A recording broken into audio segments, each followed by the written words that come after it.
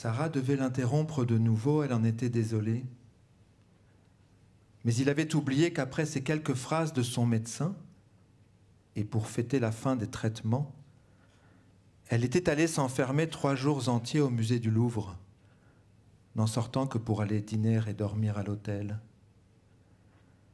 Elle avait réservé une chambre dans un établissement suranné qui l'avait toujours charmée, l'hôtel Chopin, logé au cœur du passage Jouffroy comme un repère de cambrioleurs en cavale, et déjeunait à la cafétéria du musée. Passer au Louvre ne serait-ce qu'une seule journée, elle n'avait jamais eu l'idée de le faire. Il lui avait fallu frôler la mort pour que s'impose le regret que c'eût été de disparaître en ayant si peu profité de ce lieu inouï. Elle repensait souvent à ces 3 jours. D'ailleurs, ayant déjà en tête de quitter son agence et de se consacrer désormais en solitaire chez elle, en Bretagne, sous les toits de leur maison, à une architecture contemplative, métaphysique, elle allait dire religieuse, de plasticienne. Elle avait pris pas mal de photographies, notamment de tableaux du XVIIIe où le rapport du bâti au paysage était souvent envisagé par les artistes d'une façon qui l'inspirait. Il ne se passait pas une semaine sans qu'elle regarde ces photos. Elle ne lui mentait pas.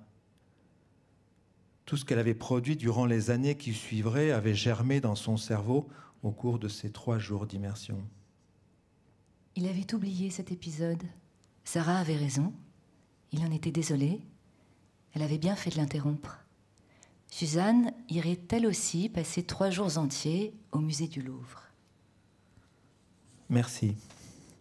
Poursuivons.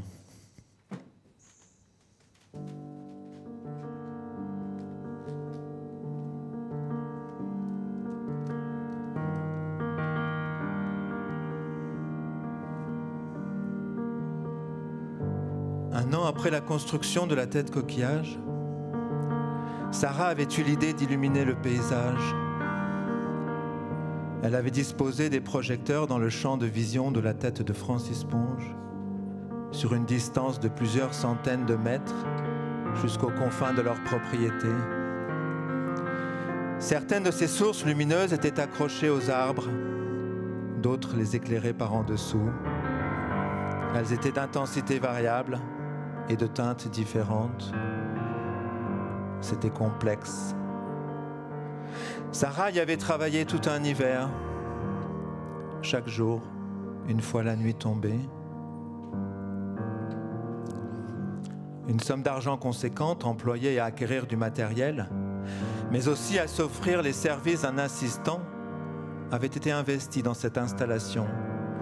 Et quand celle-ci avait été achevée, Sarah l'avait branchée à un horodateur déniché sur eBay, défectueux, en provenance d'Italie, qu'avec l'aide de l'électricien du village, elle avait remise en état. Un miracle d'avoir trouvé cet appareil. Le brocanteur affirmait qu'il provenait de la fameuse église romaine San Luigi dei Francesi et qu'il avait servi à éclairer, pendant des décennies, par tranches de 4 minutes, la vocation de Saint Matthieu du Caravage. C'était fort peu vraisemblable. Mais cette charmante roublardise de l'antiquaire, si elle avait permis à celui-ci de faire grimper les enchères, avait d'autant moins choqué Sarah qu'elle lui permettait de se raconter une histoire qui l'enchantait. D'autant que le tableau du Caravage, sublime mise en abîme, représentait une autoritaire irruption de lumière sur une assemblée éblouie. C'était la lumière de l'inspiration divine, apportant à Saint Matthieu sa vocation. De la même façon que Sarah escomptait de son paysage éclairé qu'il apporta aux spectateurs, outre une inoubliable émotion esthétique, une révélation sur eux-mêmes, un éblouissement. Comme cet horodateur datait d'avant la création de l'euro, on devait y glisser une pièce de 1000 lires, ce qui avait amené Sarah à faire l'acquisition, toujours sur eBay, d'un lot de pièces de 1000 lires datant de 1996, l'année de naissance de Paloma.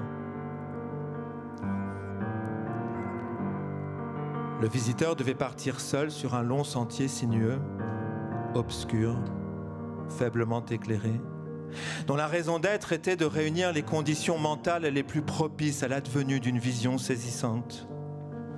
La préparation de l'esprit du spectateur par le cérémonial de ce cheminement silencieux vers la tête de Francis Ponge à demi enfoui dans la terre humide de la nuit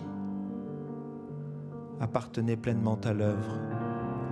Il était primordial que pensées basses et impressions prosaïques s'évanouissent et que s'aiguise à l'inverse le besoin de transcendance au moyen d'une dramaturgie spatiale savamment élaborée, maintes fois mise à l'épreuve par Sarah elle-même. La pulsion scopique devait être portée à incandescence pendant le temps que mettait le visiteur, guidé par de faibles lampions, à accéder à la cahute crânienne. Une fois à l'intérieur, après être passé en baissant la tête par l'ouverture triangulaire, le spectateur approchait de l'horodateur la petite pièce de 1000 lires tenue entre le pouce et l'index et la glissait avec précaution, de peur de la faire tomber dans l'herbe, car il faisait très sombre dans la fente du vieil appareil. Et c'est alors qu'apparaissait, par l'orifice hexagonal, le paysage illuminé. Un choc. Ciel, arbres en ombre chinoise, nuées, lune, nuages, vaches miniatures, prairies ensevelies dans les ténèbres nimbées de brume. Même le vent paraissait éclairé, l'humidité nocturne. Émerveillé, le visiteur devait se dépêcher d'emmagasiner les sensations que prodiguait l'image miraculeuse survenue sous ses yeux, ne sachant pas de combien de temps il disposait pour en jouir, placé d'emblée par le dispositif pervers de Sarah dans le régime de l'urgence, de la brûlure, du fatidique, avant que d'un seul coup, sans prévenir, l'âme immense, le paysage s'éteigne, tranchant dans un déclic la conscience du spectateur. La nuit, de nouveau, opaque, immobile, sonore, frémissante, créant un manque cruel, diabolique, insoluble. Qui, l'espérait-elle, poursuivrait à jamais les visiteurs à l'égal d'un paradis perdu égaré dans la nuit bretonne, tel un énigmatique vaisseau fantôme.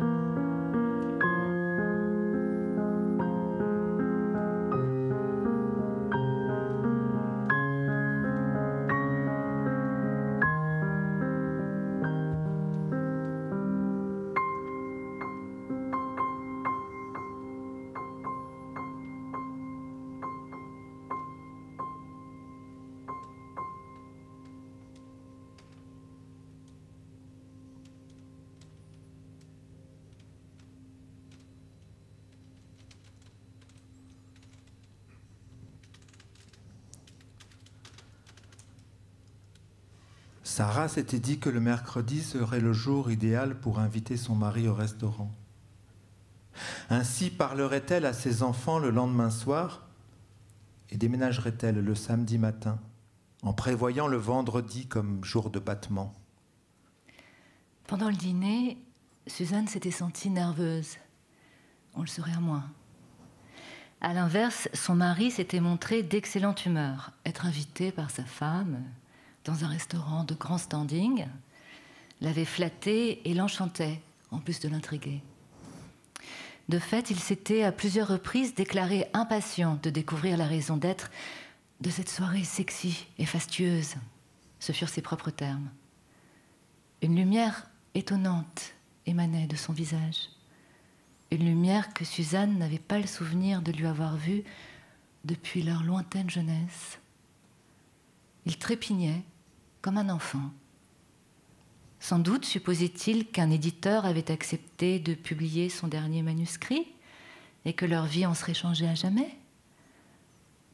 Plus tard, tout à l'heure, prenons notre temps, chérie, lui avait répondu Suzanne les 3 fois où son mari l'avait pressée de lui révéler ce dont elle voulait lui parler. Suzanne fut à 2 doigts de renoncer à son idée de déménagement et de tout annuler. Était-elle bien certaine que cette initiative n'aurait aucune répercussion pernicieuse? Elle eut des doutes. Ce n'est qu'après avoir commandé les desserts qu'elle se résolut à l'informer de ses intentions. « Ah, enfin, je t'écoute, lui dit-il. » Il existe dans la vie des individus, elle en était certaine, des moments décisifs. Celui-ci en fut un. Sarah avait vacillé, chancelé, hésité une dernière fois. Sa vie avait grincé sur son axe l'espace d'un bref instant. Non, rien, oublie tout ça. Je voulais te parler d'une idée que j'ai eue, que je croyais géniale, mais elle est complètement absurde. Je viens de m'en rendre compte. Tu y auras gagné un bon dîner au restaurant. À la tienne, mon amour. Eh bien, lui répondit-elle, comment te dire, c'est délicat. Ne va surtout pas croire que...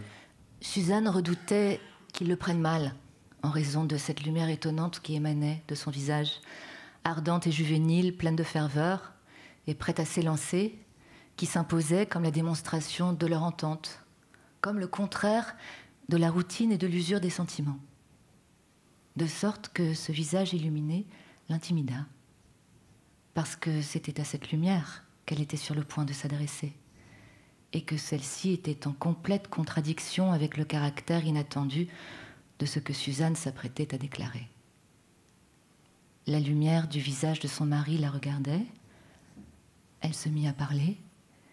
Elle bafouilla, les phrases qu'elle prononçait étaient boueuses, maladroites, accusatrices. Les propos qu'elle balbutiait, soupçonneux, torves, coupables, sans fluidité. Je voulais t'annoncer... Comment dire j'ai loué un appartement. Je déménage samedi matin. Voilà, c'est dit. Ah, ça va mieux d'un coup. Tu me demandes pas pourquoi? Non? Non? Ça ne t'intéresse pas de savoir pourquoi je quitte Wilson quelque temps? Eh bien, je vais te le dire quand même, ne serait-ce que pour moi, c'est que j'en ai assez d'attendre que tu tiennes tes promesses. Ah oui, parfaitement. Tes promesses, j'appelle ça des promesses. C'est pas la peine de faire cette tête outrée, hein. On a l'impression que tu... Parce que tu me l'as pas promis, peut-être? Si? Non? Je te parle, là. Tu vois pas de quoi je parle, peut-être? Le notaire, les caves, t'as besoin d'un récap? Tu veux que je te fasse un récap de mes doléances, comme tu dis toujours? J'attends depuis 8 mois un rendez-vous chez le notaire et que tu te renseignes sur tes caves. J'en peux plus de passer mes soirées seule. Sarah sentit qu'elle se traînait dans quelque chose de salissant. Elle trouva ses propos d'une grande bassesse, ce qui ne signifie pas qu'il l'était. Elle s'en fit la remarque plusieurs jours plus tard. Peut-être parce que c'était la première fois qu'elle se permettait de porter ses griefs sur un autre plan que celui de l'observation inoffensive, au pittoresque de laquelle son mari avait fini par s'acclimater, immunité psychologique absolue. Non seulement sur un autre plan, mais même, soyons honnêtes, un pas plus loin que l'avertissement, 2 pas plus loin que la menace. Elle s'était mise d'emblée dans la guerre, sans s'y être seulement préparée ni en avoir, par aucun signe, même minime, averti quiconque. Attaque surprise totale, donc équivoque, qui pouvait être perçue comme perfide. C'est ce qu'elle comprenait que ses propos produisaient comme effet, tandis qu'elle s'entendait révéler à son mari l'avance qu'elle avait prise sur leur avenir commun, en ayant loué une maison dans son dos. Elle rampait dans une tranchée. Les yeux de son mari étaient d'innombrables obus explosant autour d'elle. Elle aurait aimé pouvoir se relever, s'épousseter, se tenir droite, reprendre sa vie d'avant, déguster sereinement son dessert. C'est provisoire, bien sûr, le temps que tu tiennes tes engagements. On en a besoin, je crois. 2 ou 3 mois tout au plus, moins même, hein, si tu te décides à...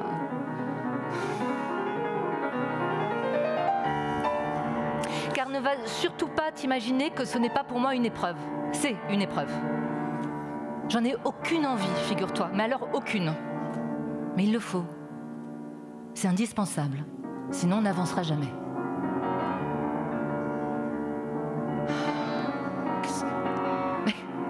Mais tu pourrais, je sais pas, tu pourrais dire quelque chose quand même, non?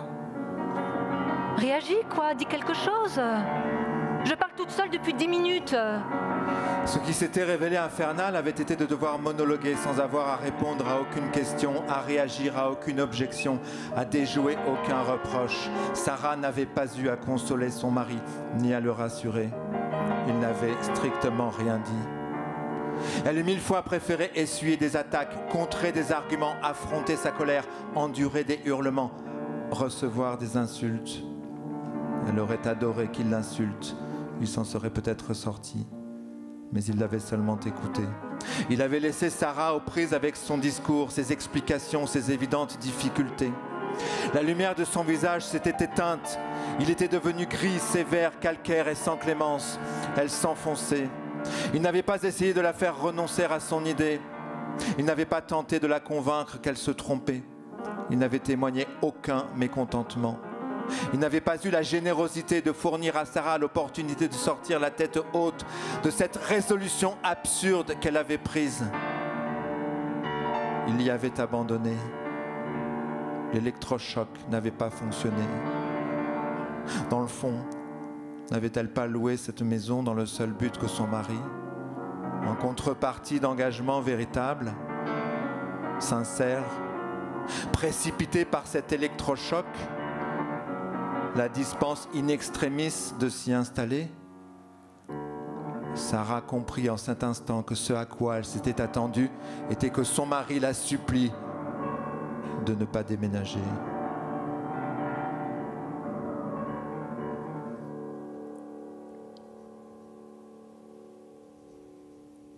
Tu as fini?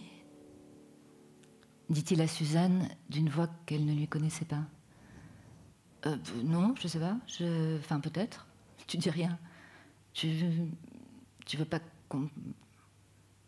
Tu as fini? On peut conclure? Pourquoi? Il faut pas le prendre comme ça, tu sais. L'idée, c'est pas du tout de... Alors, au contraire même. Hein. Au contraire. C'est par amour que je fais ça, tu sais. J'en déduis que tu as fini et qu'il n'y a rien d'autre que je doive savoir. Ah, si j'oubliais, c'est un détail, je vais prendre notre matelas à cause de mon mal de dos. Tu n'auras qu'à en acheter un chez Confo ou chez But, pas cher, le plus bas de gamme possible, en attendant que je rapporte le nôtre à la maison. Ça te dérange pas? Je sais pas. Tu sais pas? Ah non. Mais c'est-à-dire, pourquoi t'es comme ça? Tu me fais peur, là? Qu'est-ce que t'as? Je répète ma question. Tu as fini, Suzanne?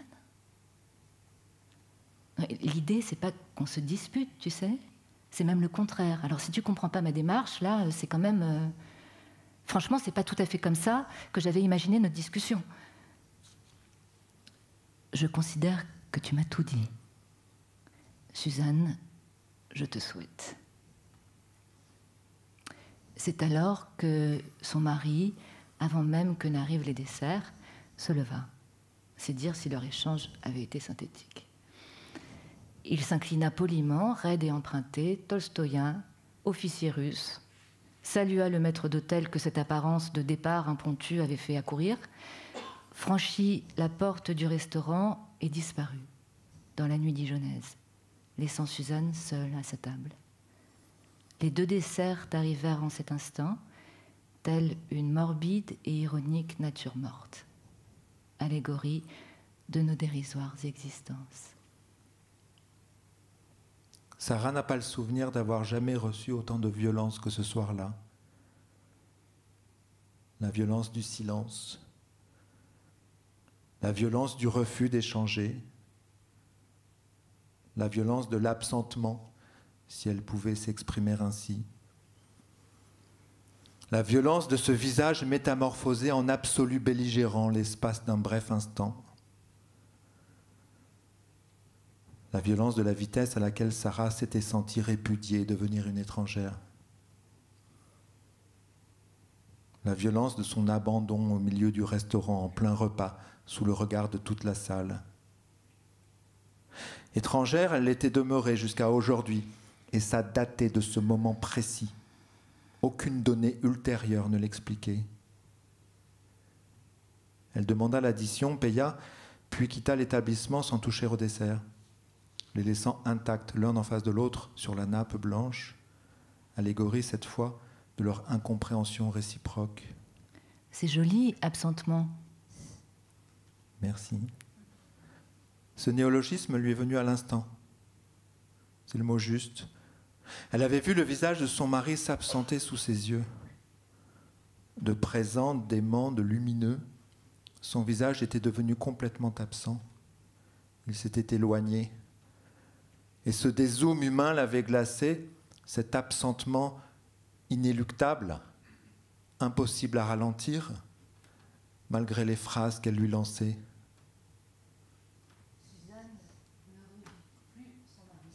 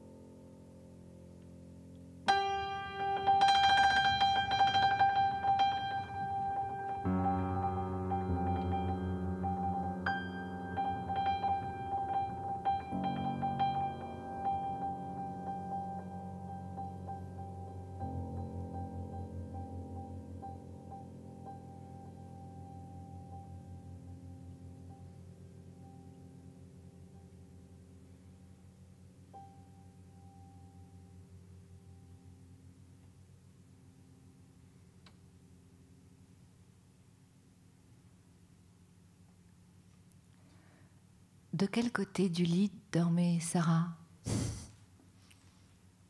Tiens. Mais pourquoi cette question? S'il devait y avoir un jour une adaptation de son roman au cinéma, il touchait du bois, il ne voulait pas laisser la responsabilité de ce choix à la personne qui réaliserait le film. C'est ce qu'il s'était dit l'autre jour en s'endormant. Il lui paraissait primordial d'indiquer de quel côté du lit dormait Suzanne, afin qu'à l'écran, dans les scènes où il serait couché, elle et son mari soient véridiquement situés, et pas seulement selon le bon vouloir du chef opérateur. Les romans ne l'indiquent jamais et de ce fait nous laissent entièrement libres d'attribuer aux personnages auxquels on s'identifie le côté qu'on occupe soi-même dans le lit, et c'est très bien. Mais dans le cas d'une adaptation cinématographique, le cinéaste l'impose au spectateur. C'est un pouvoir indu. Il préférait ne pas abandonner cette décision au libre arbitre d'un tiers. Non, mais imaginez Antoine Doinel à droite dans le lit. Mais c'est plus la même scène. C'est une question très importante. Vous avez raison. Alors? À gauche, comme Antoine Doinel. Et vous? Moi? Ben oui, vous ne voulez pas me le dire? Si, pourquoi pas. À droite.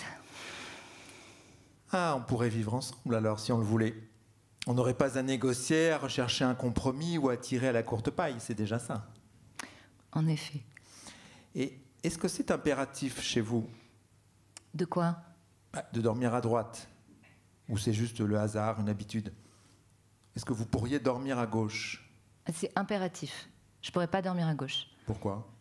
Pourquoi? Mais c'est intime. Ouais, alors, allez, dites. Non, Sarah, c'est trop intime. Je peux pas. Bon. Et pour vous, c'est impératif? Oui. Elle ne parviendrait tout simplement pas à s'endormir si on l'obligeait à dormir à droite. Elle se sentirait en déséquilibre, en conflit avec le principe du sommeil, pour ainsi dire. C'est aussi pourquoi elle avait du mal à parler quand dans la rue, elle ne marchait pas à la gauche de la personne avec qui elle cheminait.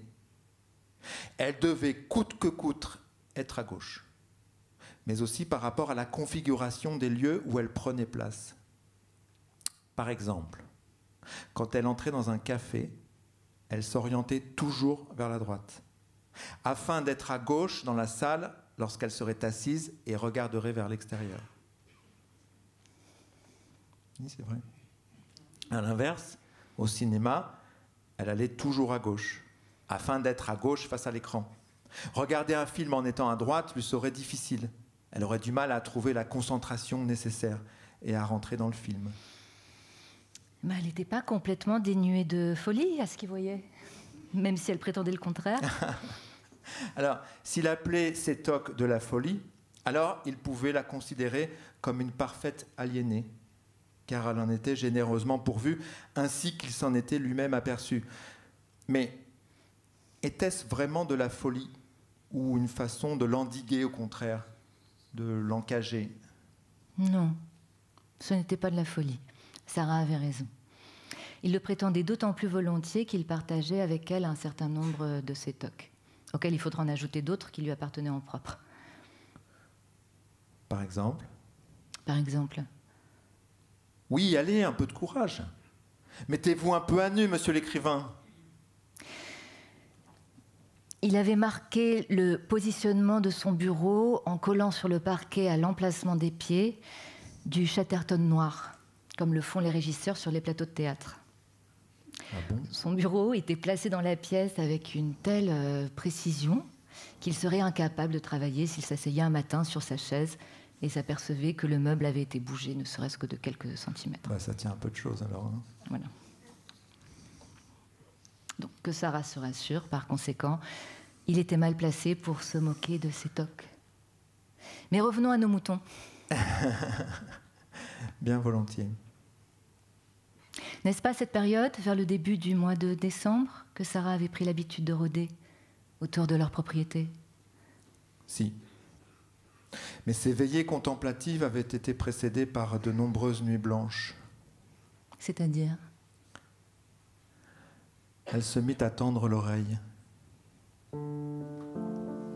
La nuit, Elle attendait que le bruit d'une voiture se matérialise, qu'elle se gare devant chez elle, qu'une portière claque, que des pas se fassent entendre sur le dallage, avant que l'amusant carillon des années 70 ne retentisse dans la maison sépulcrale. Considérant qu'il était allé trop loin dans la cruauté, son mari prenait sa voiture en pleine nuit et se précipitait pour la consoler. C'était absurde et complètement irrationnel. Mais une forme d'incrédulité continuait de palpiter dans son esprit qui lui interdisait de considérer sa position de femme réprouvée comme irréversible. Certes, il passait très peu de monde sur le long chemin désolé qui conduisait jusque chez elle, puisqu'au-delà de la sienne, il ne desservait que 2 autres maisons. Mais chaque fois que le bruit d'une voiture lui parvenait, elle ne pouvait s'empêcher d'espérer que c'était son mari qui venait la chercher. Des nuits entières à attendre que le bruit d'un moteur fasse irruption dans l'obscurité de sa chambre. Un soir de décembre, où Suzanne se sent triste, elle décide de prendre sa voiture et de se rendre place du président Wilson. Pourquoi faire ? Elle ne le sait pas. Elle n'a aucune intention. Elle est très angoissée. Elle veut juste se rapprocher de sa famille et s'exposer comme à une flamme au rayonnement de son foyer.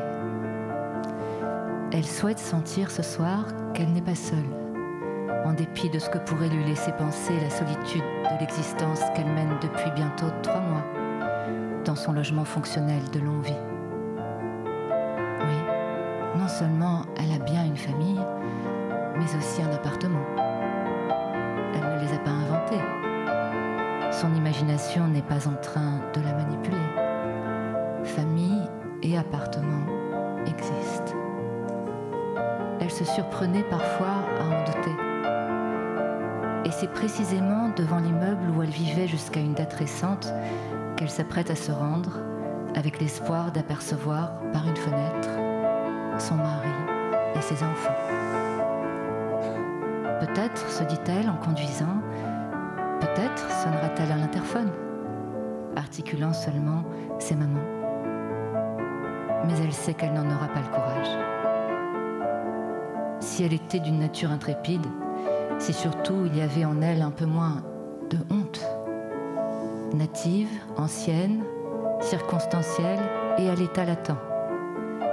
Elle utiliserait ses clés, ouvrirait la porte, s'introduirait dans l'appartement comme si de rien n'était et apparaîtrait dans la cuisine en plein dîner, disant à son mari et à ses 2 enfants sur un ton aussi naturel que désinvolte « c'est moi » ou bien « je suis de retour » ou encore « bonsoir mes amours, ne faites pas attention à moi, j'ai déjà dîné, je vais dans ma chambre, j'ai besoin de me reposer, on parlera plus tard si vous voulez, à tout à l'heure » Phrase que Suzanne se murmure à elle-même en conduisant.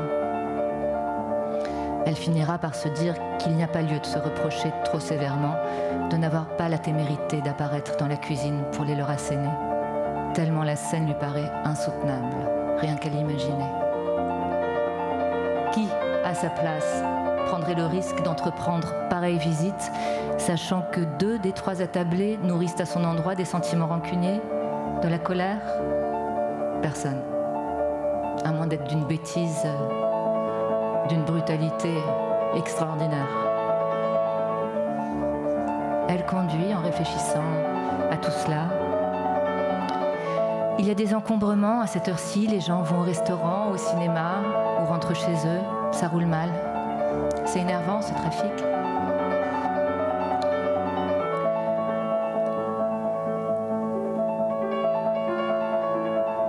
Suzanne vient de se garer aux abords de la place du président Wilson.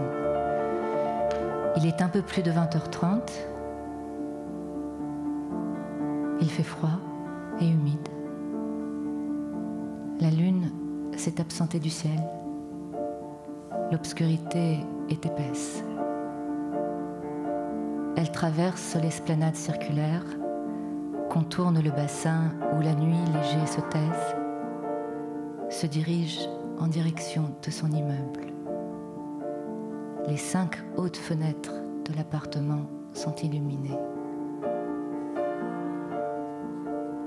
L'espace central de la place du président Wilson, un grand jardin, ceinturé d'une chaussée où tournoient les voitures, est constitué sur ses pourtours d'une double rangée d'arbres, au-delà de laquelle sont proposées des étendues de gazon, des allées sablonneuses, puis au centre, un bassin. Placés sur différentes orbites autour de celui-ci, on trouve des bancs de bois, des bancs de pierre. C'est sur l'un de ces bancs, sur l'orbite la plus proche de la chaussée, donc de son appartement, entre 2 arbres, que Suzanne s'est assise, intimidée, frigorifiée, pour regarder la façade de l'immeuble. Pour le moment, elle n'aperçoit aucune présence humaine dans l'appartement. Ils doivent encore se trouver dans la cuisine et y achever de dîner. La fenêtre de la cuisine donne sur la ruelle, sans recul suffisant pour en apercevoir l'intérieur. Sarah y était déjà allée une première fois, une semaine à peine après qu'elle fût partie de sa maison. Elle avait peut-être omis de le lui raconter. Il lui semblait important de le faire figurer dans le livre. Volontiers, il l'écoutait. Au début, l'idée l'avait excité de profiter pleinement de cette subite, entière et surprenante liberté qu'elle avait eu le cran et le culot de s'octroyer. Mais elle n'avait pas tardé à constater combien dîner et s'endormir seul peut faire aussi beaucoup souffrir. Sarah n'était pas habituée à la solitude.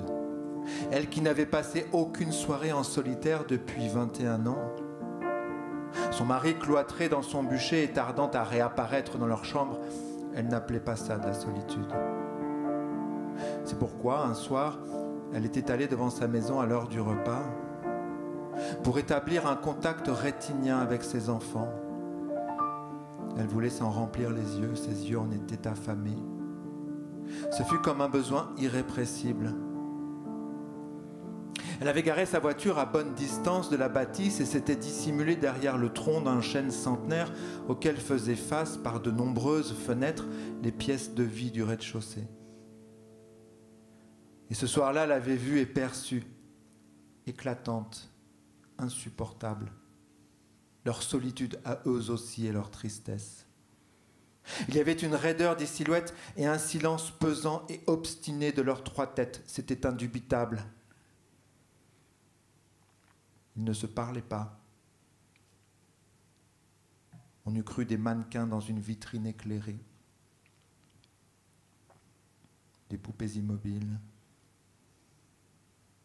Une atmosphère figée, morbide, artificielle. L'absence d'elle créait un manque et un malaise dont il n'était pas possible de ne pas s'apercevoir.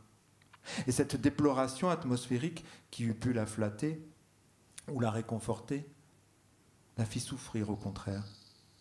Et elle décida de ne plus renouveler l'expérience jusqu'à ce soir glacial de décembre, plus de 2 mois plus tard, où elle revint errer autour de leur propriété.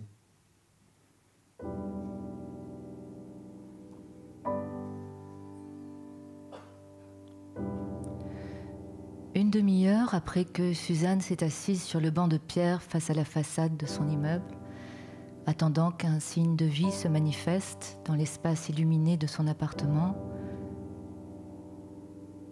voilà que la silhouette de Luigi apparaît dans le salon, suivie de celle de Paloma. Où est son mari? Resté dans la cuisine?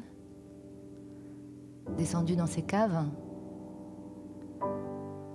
À présent, Luigi et Paloma sont assis, le premier sur le canapé, la seconde dans un fauteuil. Suzanne les voit distinctement par les 3 porte-fenêtres qui donnent sur le balcon central.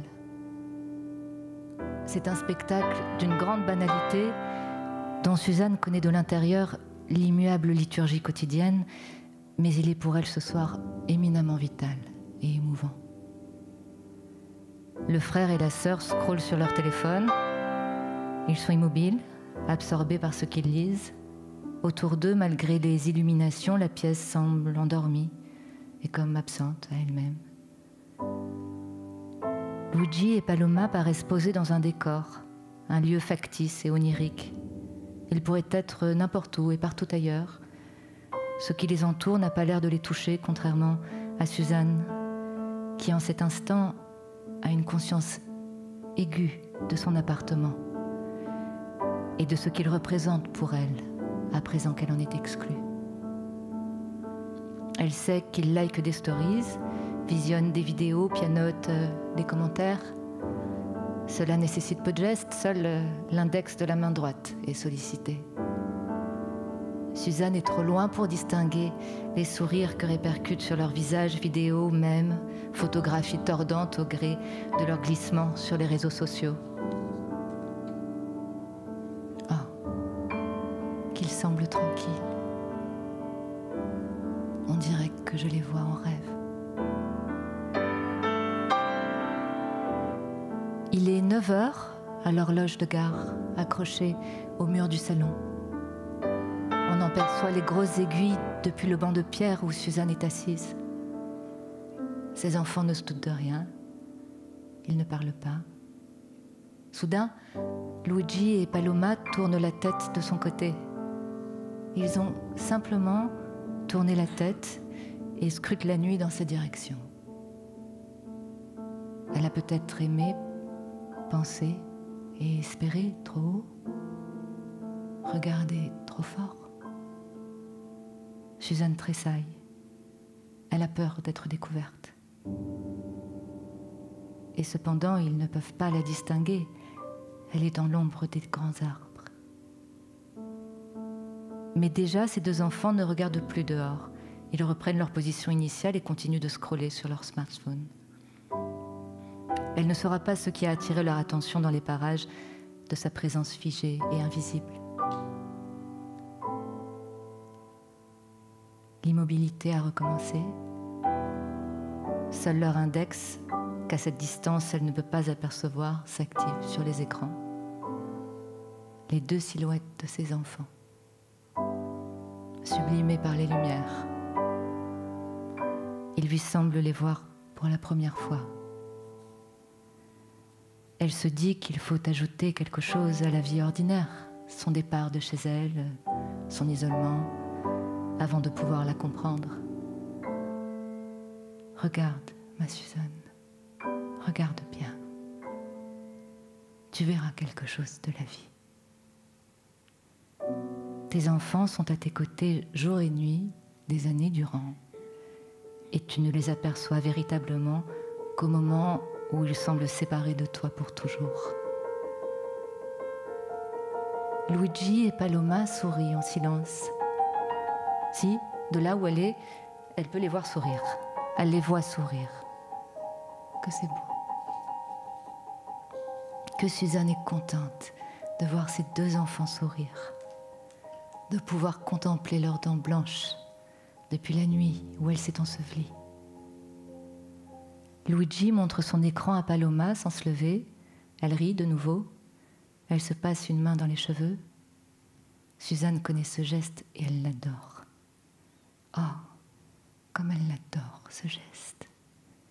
Pourquoi tu ne le refais pas, ma Paloma? Allez, sois mignonne, ma puce. Refais ce geste. Fais-le pour moi, pour ta maman qui t'aime. Passe-toi encore la main dans les cheveux. Paloma refait ce geste. Elle se passe de nouveau la main dans les cheveux, comme si Suzanne avait été entendue, et soudain son cœur s'emballe. Mais voici que le père de ses enfants, son mari, entre à son tour dans la pièce et porte la main à sa bouche. De la fumée s'échappe d'entre ses doigts et de ses lèvres. Il fume dans l'appartement. Sans doute un pétard. À cette heure, normalement, il est enfermé dans sa cave. Les trois se regardent, ils se parlent. Le père est debout et les enfants assis. On sent le silence autour d'eux. Ils ne savent pas que quelqu'un les regarde. Elle voit tout distinctement. Si seulement elle pouvait voir dans son tableau, dans sa vie, dans son avenir, comme elle voit maintenant dans son appartement. Son mari file une taffe de son pétard à Paloma. Elle le place dans sa bouche avant de le considérer d'un air déçu. Suzanne ignorait qu'elle fumait.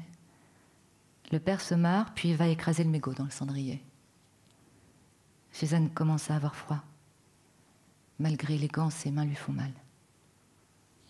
Il n'y a personne dehors, par cette soirée glaciale. Il semble à Suzanne que ce sont les mêmes 2-3 voitures qui tournoient sans fin, telles des spectres, cherchant une issue pour s'extirper du labyrinthe de notre monde. Un monde inondé de passé, de souvenirs, de défunts, de regrets. Le père se dirige vers ce qu'elle sait être la chanifie. Il se baisse vers ce qu'elle sait être le meuble, où sont serrés les vinyles qu'il n'a pas descendus dans sa cave. Il choisit un disque qu'il pose sur la platine. Il tourne le dos à la place et au banc de pierre où Suzanne est assise. C'est dire s'il faut connaître les lieux pour deviner la nature des gestes. Mais déjà, une confirmation de ce qu'il vient d'entreprendre se manifeste dans la subite métamorphose de l'indolence où semblait s'être coulée Paloma. D'un bond, elle se précipite hors de son fauteuil et se met à danser au milieu du salon. Elle ondule du bassin et mouline des bras au-dessus de sa tête. Son ventre pâle et la pierre bleue de son nombril réfléchissent la clarté du salon. Elle est vêtue de noir, son ventre est comme une bande de peau diaphane et éclatante. Jamais Paloma n'a dansé sur un disque placé par son père sur la platine familiale. Il a vraiment fallu que celui-ci, généreux, très conciliant, choisissent une musique que leur goût notoirement opposé supposait insupportable à ses oreilles de puriste pour que sa fille se mette ainsi à danser. A-t-elle jamais vu son mari se préoccuper de faire à ce point plaisir à ses enfants ? Suzanne a-t-elle, par son départ, libéré un espace où son mari s'est réjoui de s'engouffrer, trouvant à son rôle de père des délices insoupçonnés ? Ou bien s'est-il mis à kiffer Cardi B, à en apprécier les voluptés vénéneuses au crépuscule, en compagnie de sa fille ? Ils paraissent si heureux.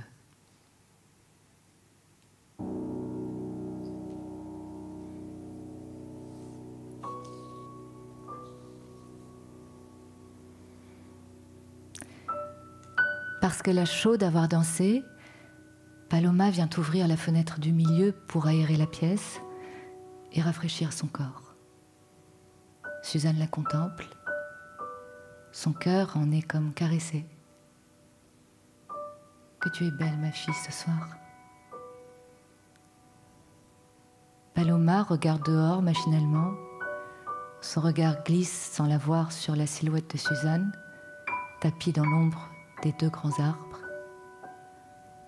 Si elle s'était donné la peine de fouiller l'obscurité, mais pourquoi aurait-elle éprouvé le besoin de le faire ? La clarté des réverbères lui aurait permis de détecter la présence d'un être humain recroquevillé sur le banc de pierre, sous les fenêtres de son immeuble, de l'autre côté de la chaussée.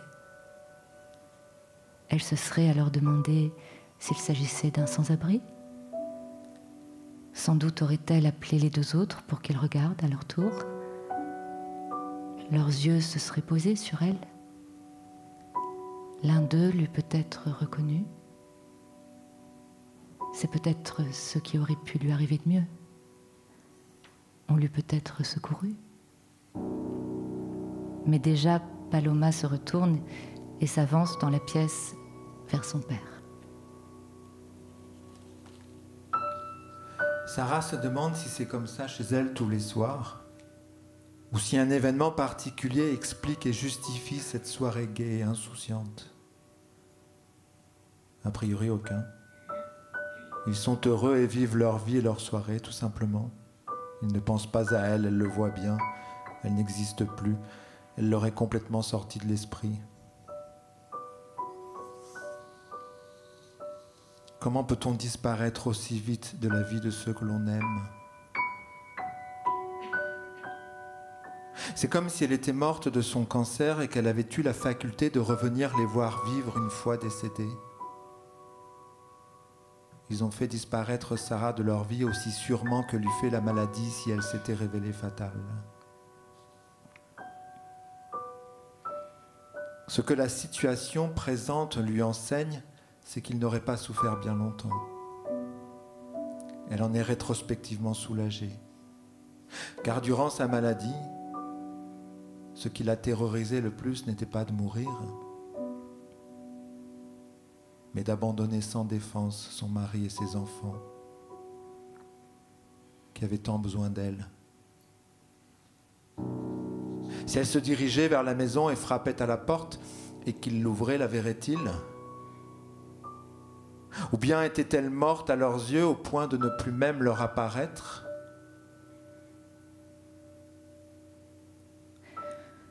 Suzanne veut le vérifier en téléphonant.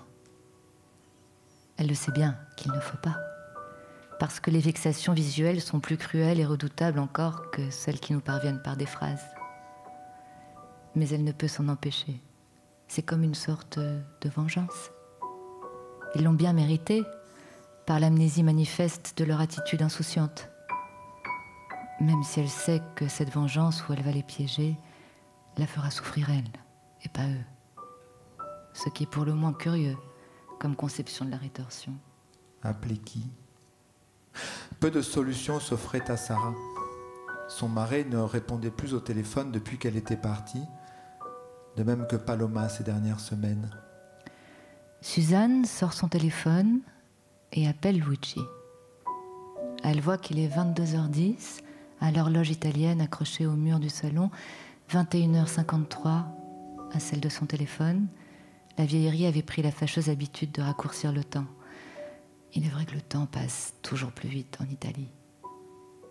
Une image de film fantastique lui vient à l'esprit tandis que, dissimulée derrière le tronc du chêne centenaire, Sarah s'apprête à téléphoner à Luigi. Un organisme à 4 têtes, rose clair, étrange et extensible comme du latex, à la chair tendre et malléable. L'une des têtes vient à disparaître, tranchée nette par un coup de hache. La cruauté ennemie est impitoyable. En accéléré, on voit l'organisme se reconfigurer comme pétri, modelé et réparé par des mains invisibles. Souffrant d'abord de cette sanglante décapitation, cicatrisant jusqu'à disparition totale de toute trace d'ablation, l'entité organique modifie globalement sa complexion initiale dans un rapide fondu enchaîné d'images de synthèse, de sorte qu'une fois la guérison atteinte, on a le sentiment que la bestiole n'a jamais eu que 3 têtes. Son harmonie et ses proportions sont de nouveau parfaites, quoique altérées. Elle n'avait peut-être jamais été aussi équilibrée en réalité. Le latex a dévoré lui-même ses propres sutures, c'est tout lisse. Par conséquent, il ne peut pas y avoir de souvenir d'une 4e tête. Le principe même d'une 4e tête est exclu. Il n'y a jamais eu de 4e tête. La bestiole a repris le cours de sa vie sous une forme qui ne se connaît aucun autre passé que celui qu'elle est en train de se créer. Insouciante et joueuse.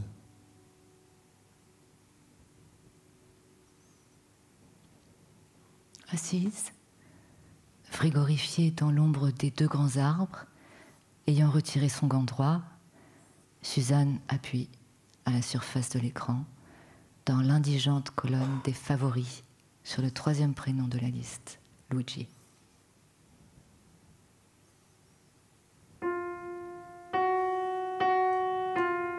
Luigi est toujours sur le canapé où son père l'a rejoint pour lire Le Monde. Paloma a retrouvé le fauteuil où elle s'était déjà roulée en boule au début de la soirée. Entre-temps, la fenêtre a été refermée à cause du froid.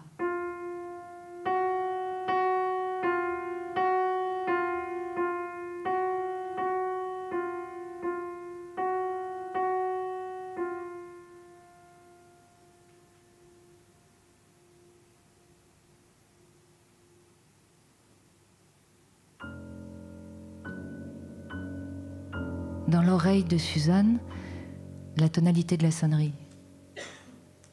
Sous ses yeux, Luigi qui lève la tête vers son père et sa sœur. Il était en train de scroller et il a vu apparaître le mot maman sur son écran. Étonnement. Que faire? Le père a baissé le journal sur ses cuisses. Paloma a levé le visage vers son frère, leurs lèvres remuent. Les trois têtes pivotent de l'une à l'autre au rythme enlevé et saccadé des phrases, des questions, des hésitations qu'ils s'échangent tels des oiseaux qui pépient. Pourquoi Suzanne appelle-t-elle ce soir? Est-ce qu'on ne devrait pas décrocher tout de même? Ne serait-ce que pour vérifier ce qu'elle veut? Ça continue de sonner dans l'oreille de Suzanne. Elle est suspendue à la décision qu'ils vont prendre. Elle les voit s'agiter, atermoiement. Le père tourne la tête vers Luigi, puis vers Paloma. Et s'il était arrivé quelque chose de grave, dans ce cas, elle rappellera ou elle enverra un texto, elle fait chier. On passe une bonne soirée, il faut toujours qu'elle vienne foutre sa merde. Pitié, non, tu l'appelleras demain, si tu veux. Oui, mais c'est maman quand même. Tu fais chier, Luigi. Alors va décrocher dans ta chambre. Mais par pitié, tu nous laisses tranquilles maintenant. Les sonneries n'ont pas encore fini de s'égrener que déjà, Suzanne voit le visage de son mari disparaître derrière son quotidien et le regard de Paloma se détourner du visage de son frère pour replonger dans son smartphone. Ainsi sa cause est-elle entendue? On ne lui répondra pas. Il n'y a pas eu de discussion. C'était une évidence. À l'unanimité.